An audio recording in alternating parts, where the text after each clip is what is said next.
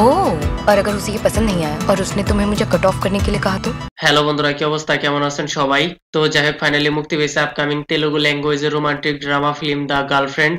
Recently সিনেমাটি আমি হিন্দি ল্যাঙ্গুয়েজে দেখেছি। তো চলুন দেখা যাক কেমন হয়েছে এই লাভ রোমান্টিক সিনেমাটি।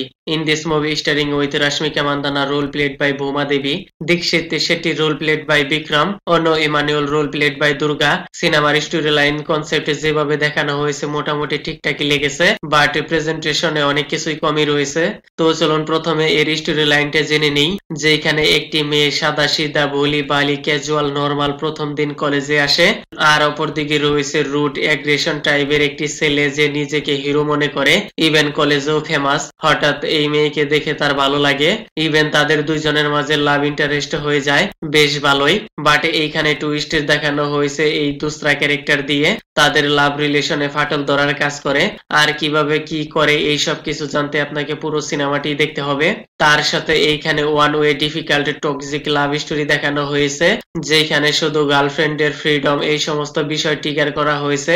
রিয়েলিটিতেও এইরকম অনেক লাভার বয় রয়েছে যারা শুধু তাদের গার্লফ্রেন্ডকে এইখানে যেও না, এইটা করো না, ওইখানে যেও না, ওইটা করো না, আমি তো তোমার সব, এই সব কিছুই বলতে থাকে, শুধুমাত্র তাদেরকে কন্ট্রোল করার চেষ্টা করে। এই সিনেমার মধ্যে এইরকম সেম টক্সিক লাভারদের টার্গেট করে স্টোরি লাইন প্রেজেন্টেশন করা হয়েছে।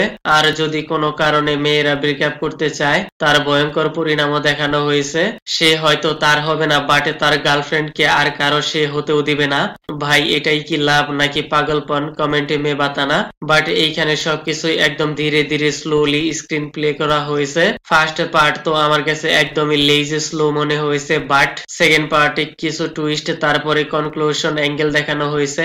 মেকার্স যেভাবে কন্ট্রোভার্সিয়াল পয়েন্টের সামনে রেখে এর স্টোরি লাইন বিল্ড আপ করেছে, রিয়েলি ব্রেভি। হয়তো সিনেমা দেখে অনেক লাভার বয় না, টক্সিক লাভার বয়দের মেন্টালিটি নষ্ট হয়ে যেতে পারে, কিন্তু কোনো কিছুই করার নেই, দিস ইজ রিয়ালিটি। বাট এর ক্লাইম্যাক্সে আরেকটু ডিপ ডাউন কনক্লুশন দেখানো উচিত ছিল।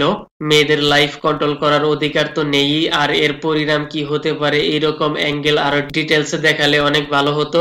আর এইখানে রাশমিকা মান্দানার অ্যাক্টিং, পার্সোনালিটি, মেন্টালিটি, প্রেসার যেভাবে দেখানো হয়েছে গুড। ক্লাইম্যাক্সে তার সাথে তার সেলফ রেসপেক্ট ব্রেক করে সিচুয়েশন হ্যান্ডেল পারফেক্টে দেখানো হয়েছে। ওভারঅল সবকিছু মিলিয়ে ইটস রিয়েলি গুড মুভি। তো যাই হোক, আমি আর কিছু বলবো না, মন চাইলে আপনি দেখতে পারেন। কিসিং সিন রয়েছে, লাইফ লিভিং সিন রয়েছে, ফ্যামিলির সাথে দেখা পসিবল নয়, বাট গার্লফ্রেন্ডের সাথে জরুর দেখ না। ওকে দেন, ভিডিওটি কেমন লেগেছে আপনার? ধন্যবাদ, দেখা হবে পরের ভিডিওতে।